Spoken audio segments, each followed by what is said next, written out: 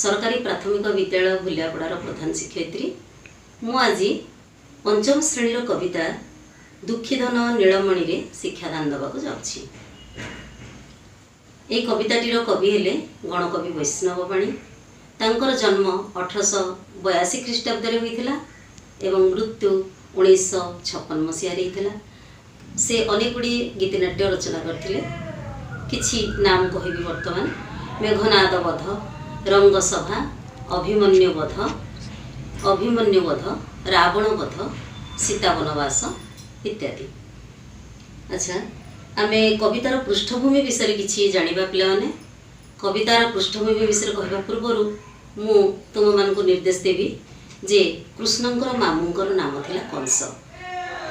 से तांकर मरण कथा जेतेबेले जानिले कृष्णंक हातरे से दिने ना दिने मरिबे, तापरे से चक्रांत करबाकू लागिले केमिति कृष्णंको मारिबे। सेथिबाई से तांको मधुपुर डकैथिले एवं धनुଯାत्रार आयोजन करथिले। कृष्ण जेतेबेले जाइछन्ती मधुपुरको सेही समय माँ जशोदा तांकर गुण सुमरी बाहुनिछन्ती। एई पृष्ठभूमि उपरे रचित होइछि कविताटी। आस आज आमे कविताटी आवृत्ति करबा पिला माने ध्यान दे सुनो। मु प्रथमे कविताटी आवृत्ति करूछि स्वर दे, तापरे तुमे माने ताको मने रखिबो। दुखी धन नीलमणि रे माँ बोली किए डाकिब मोते।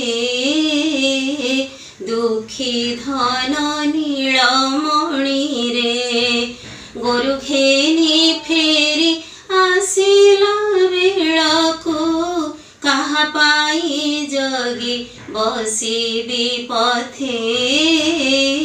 दुखी धन नीलमणि रे माँ बोली किए डाकिब मोते।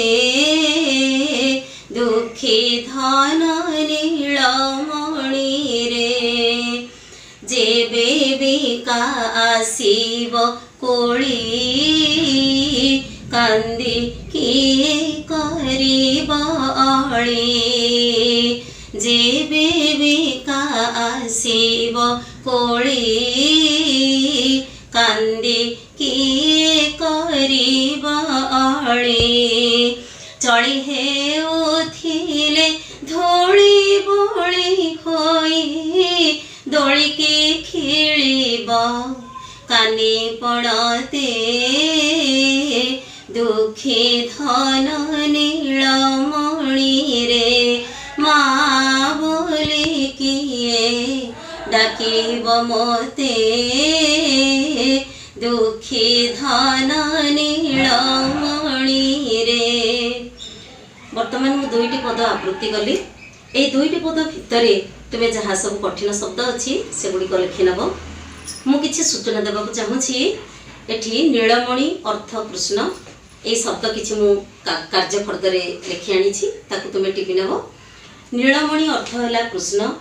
पथ पथ माने हैला रास्ता। चली चली माने चिड़िबा। पणत लुगाकानी। आ दुखी धन माने तो जानिथिबो। दुखीर धन अर्थात जशोदा निजको दुखी बोली मन करथिले एवं कृष्ण को तांकर धन बा अमूल्य संपद हिसाब रे तांको से दुखी धन बोली संबोधन करिसंती। ताले एई शब्द गुडी को तुमे माने खातारे टिपि नबो। आ परवर्ती श्रेणी रे पुणी आमे आलोचना करिबा तार किछि रहस्य बा ता भितरे थिबा किछि गुण अर्थ।